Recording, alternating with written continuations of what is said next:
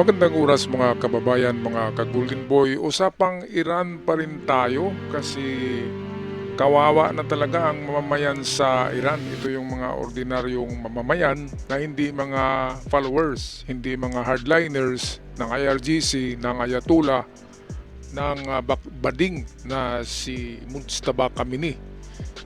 Well, ang nakakalungkot na balita ay ang $1 sa Iran ay equivalent na ngayon sa 20 million reals. Nako, meron ka lang $2 at pupunta ka ng Iran ay meron ka ng 40 million reals. Napakarami na yan, 2 sako na yan na pera. Ang sarap pumunta doon, no? Magpa-exchange ng piso to dolyar, and then punta tayo doon kahit $10 lang yung dala natin, ay milyonaryo na tayo sa Iran eh. Pwede na tayong bibili ng kung ano-ano doon, mga lupa, wala namang kabahayan dahil durog na. Ano bang bibilhin natin doon, mga kababayan? Nababasa ko yung isip nyo eh. Meron kayong 10 million, make that $10 only, $10 lang, ay meron kayong 200 million reals. Grabe naman yan. Iyang Pilipinas nga ay 61 pesos lang ang $1. Doon sa Iran ay 20 million na sa ngayon eh. Grabe. So meron tayong video rito, hiram natin sa Daily Jagran at atin pakinggan ng mga saloobin ng mga ordinaryong mamamayan. Talagang hirap na sila. Hirap na talaga. Kaya ang susunod na massive protest sa Iran ay hindi na yung magpapahayag sila ng kanilang damdamin, kundi ito'y civil war na, revolusyon na itong gagawin ng mga protestors. Dahil anong gagawin mo? Wala ka ng pera. $1 is $1 ay 20 million reals. Dahil karamihan ng pagkain sa Iran, sa Middle East, ay mga imported yan. Dahil nga hindi sila makapagtanim doon dahil disyerto, mga kababayan. Kahit tubig, imported eh. Kaya kahit ako ay naguluhan, paano nabuhay ang mga tao diyan sa ganito? Kahirap, ang mahal-mahal ng mga bilihin dahil lahat halos imported. At mamaya meron din tayong bigyan ng reaksyon itong pahayag ng presidente ng Iran, si Masoud Pezeshkian. Ang hirap diyan kay Masoud Pezeshkian ay puppet lang siya ng IRGC. Duwag siya eh. Wala siyang tapang. Hindi niya ginamit yung kanyang military versus IRGC military. Duwag talaga siya. At siya ay puppet at sunod-sunuran. Kaya nang magpahayag siya na let's end the war, susurrender na tayo, ay nagalit ang mga hardliners. At siya ngayon ang pinupuntirya ng mga ito. Alright, so meron tayong hiram na video dito galing sa Daily Jagran. Daily Jagran, isa sa mga the best channel sa India.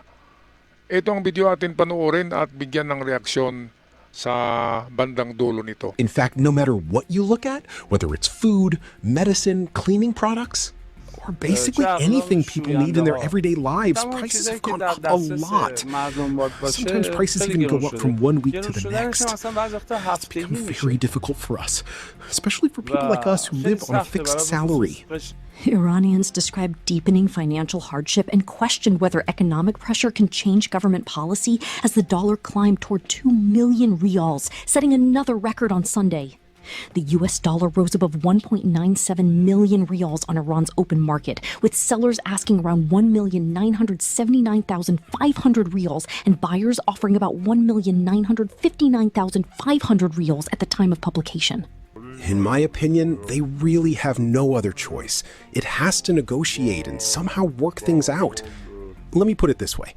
I think Iran should join the international community like other countries do, like roughly 170 or 180 countries that are already part of it, and build fair and balanced relations with all countries. That's my view, and I think many Iranians probably feel the same way.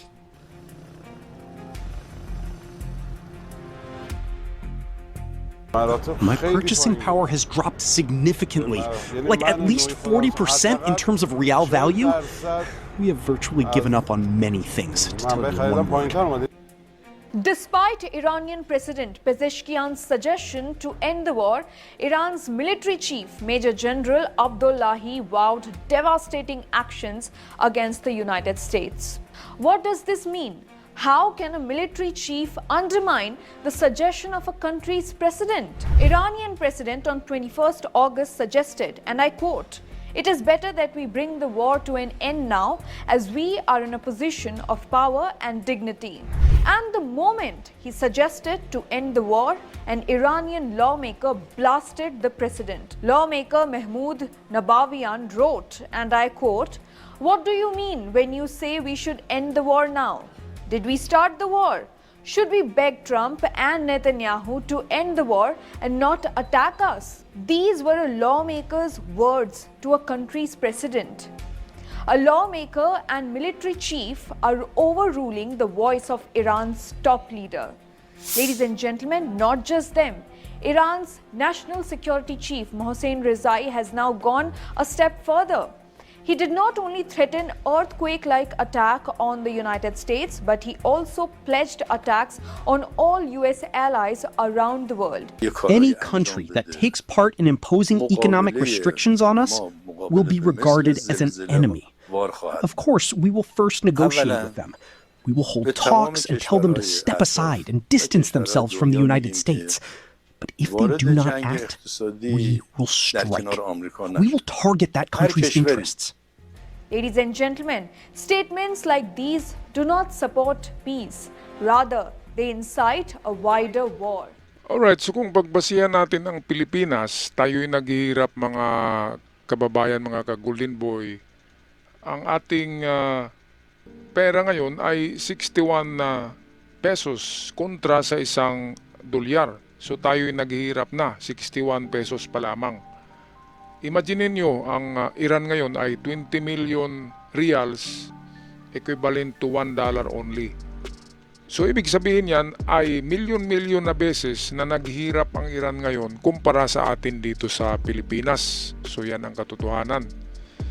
At itong presidente naman ng Iran ay walang nagawa, si Masoud Pezeshkian, dahil sa takot nga siya sa IRGC.